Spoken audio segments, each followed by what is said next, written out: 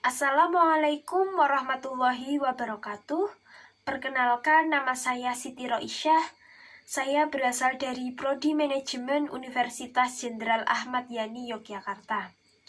Di sini saya akan menjelaskan tentang satu contoh tindakan beretika dan satu contoh tindakan tidak beretika. Nah, sebelum kita membahas tentang contoh tindakan beretika dan contoh tindakan tidak beretika, kita harus mengetahui apa sih itu etika. Nah, etika sendiri adalah berasal dari bahasa Yunani, yaitu etikos, yang memiliki arti tempat tinggal yang biasa, padang rumput, kandang, kebiasaan, adat, waktu, perasaan, sikap, dan cara berpikir. Sedangkan secara etimologis, etika adalah ilmu tentang segala sesuatu yang dilakukan atau ilmu tentang adat istiadat. Nah, dalam arti ini, etika berkaitan dengan kebiasaan hidup yang baik, tata cara hidup yang baik pada seseorang maupun kepada masyarakat. Nah, kebiasaan yang baik ini dianut dan diwariskan dari generasi satu ke generasi lainnya atau secara turun-temurun. Nah, dalam artian ini, etika sama maknanya dengan moral. Dalam artian yang luas, etika adalah ilmu yang membahas tentang kriteria baik dan buruknya sikap seseorang, baik pada seseorang maupun dalam bermasyarakat. Nah, kemudian Pancasila sebagai sistem etika. Apa sih Pancasila sebagai sistem etika itu? Nah, Pancasila sebagai sistem etika adalah cabang filsafat yang dijabarkan dari nilai-nilai Pancasila untuk mengatur perilaku seseorang dalam kehidupan bermasyarakat, berbangsa, dan bernegara. Nah, dalam Pancasila sebagai sistem etika mengandung nilai-nilai yang terkandung di dalam etika Pancasila, yaitu ada 5. Yang pertama, nilai ketuhanan. Yang kedua, nilai kemanusiaan. Yang ketiga adalah nilai kesatuan. Yang keempat, nilai kerakyatan. Dan yang kelima adalah nilai keadilan. Nah, kemudian saya akan memberikan contoh tentang contoh tindakan perilaku tidak beretika. Nah, sebelumnya apa sih tindakan tidak beretika itu? Tindakan tidak beretika yaitu adalah perilaku yang buruk atau perilaku yang tidak sesuai dengan kebiasaan atau adat istiadat masyarakat setempat. Nah, misalnya kalau di masa pandemi seperti ini, tindakan yang tidak beretika yang bisa kita ambil contohnya adalah sebagai berikut, seperti gambar yang sudah saya paparkan, yaitu gambar sekelompok oknum yang melakukan penimbunan masker dan hand sanitizer untuk kepentingan pribadi, yaitu untuk mencari keuntungan di saat yang lain mengalami kesulitan atau kesusahan di masa pandemi. Nah, mengapa hal ini merupakan tindakan tidak beretika? Karena selain mereka merugikan orang lain dan mengambil keuntungan untuk diri sendiri, mereka juga menyebabkan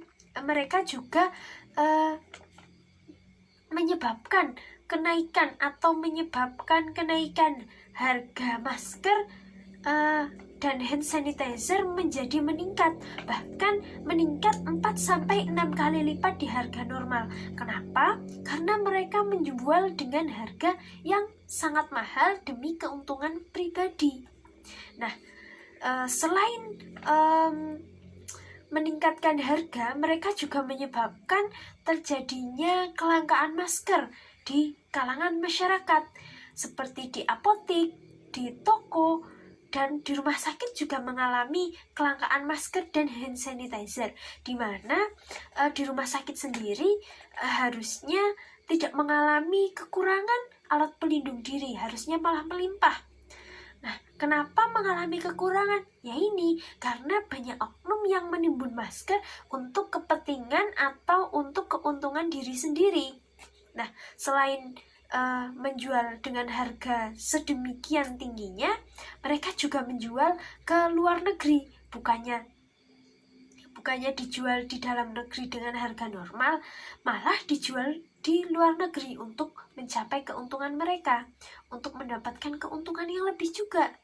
Nah, di dalam negeri malah dijual dengan harga yang sangat tinggi, yang menyebabkan kelangkaan, di mana orang-orang yang ingin membeli kan jadi keberatan, mau tidak mau mereka harus membeli. Kenapa? Karena banyak stok masker yang sudah habis, dan mereka memanfaatkan momen ini untuk meningkatkan keuntungan mereka. Jadi mau tidak mau masyarakat juga beli ya adanya itu, begitu. Jadi mereka meningkatkan keuntungan untuk diri sendiri, menyebabkan kelangkaan masker. Nah, oleh karena itu diperlukan etika yang sesuai dan berpedoman pada pengamalan nilai-nilai Pancasila dalam menjalankan aktivitas sehari-hari di tengah pandemi. Nah, seperti juga dapat menggunakan masker kain ya, tidak harus masker medis yang harganya melambung tinggi, begitu. Nah, kemudian peran Pancasila sebagai rambu pengatur tegaknya etika masyarakat Indonesia diperlukan dalam menangani dan mencegah perilaku masyarakat yang mengancam keselamatan dan keutuhan bangsa.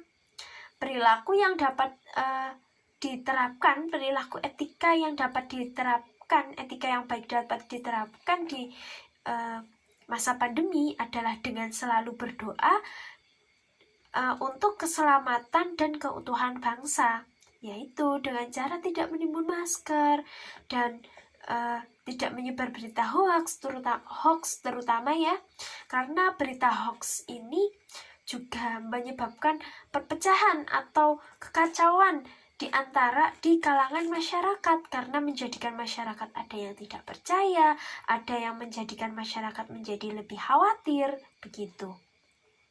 Jadi apabila menyebarkan berita itu diteliti dulu sumbernya biar tidak menyebabkan hoax dan tidak menyebabkan perpecahan bangsa. Kemudian tidak mendiskriminasi pasien yang positif COVID-19 atau tidak mengucilkan pasien positif 19. Kemudian bersatu melawan penyebaran COVID-19, yaitu dengan cara selalu mematuhi protokol kesehatan, selalu melakukan social distancing atau pembatasan bersosial, kemudian melakukan physical distancing atau mengurangi aktivitas fisik yang tidak begitu penting di luar rumah, kemudian selalu menggunakan masker ketika bepergian atau melakukan aktivitas di luar rumah. Kemudian selalu mencuci tangan ketika sehabis beraktivitas. Nah, apabila kita menerapkan protokol kesehatan, kita juga berarti sudah melakukan tindakan etika yang baik. Kenapa? Karena ini peraturan untuk kebaikan bersama dan juga peraturan yang diterapkan di masa new normal atau dengan kebiasaan baru. Jadi ini merupakan tindakan yang beretika baik. Nah, contohnya kalau kita tidak melakukan tindakan atau menaati protokol kesehatan, misalnya seperti tidak mencuci tangan ketika kita sedang di rumah makan atau akan memasuki toko, di mana sebelum memasuki toko atau rumah makan kita diwajibkan untuk mencuci tangan dulu. Kalau kita tidak mencuci tangan, berarti kita sudah melanggar protokol kesehatan. aturan yang diterapkan di masa kebiasaan baru atau new normal. Nah, berarti kan kita tidak melakukan tindakan yang beretika kalau begitu, kalau kita tidak mencuci tangan terlebih dahulu.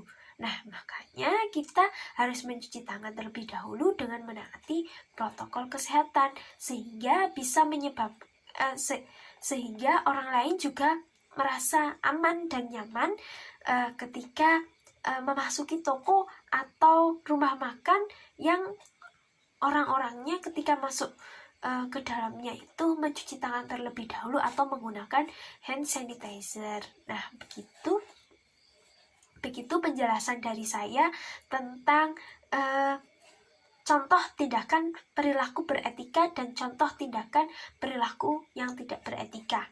Nah, sekian dari saya, semoga bermanfaat. Apabila ada salah kata, saya mohon maaf. Wabillahi taufiq wal hidayah. Wassalamualaikum warahmatullahi wabarakatuh.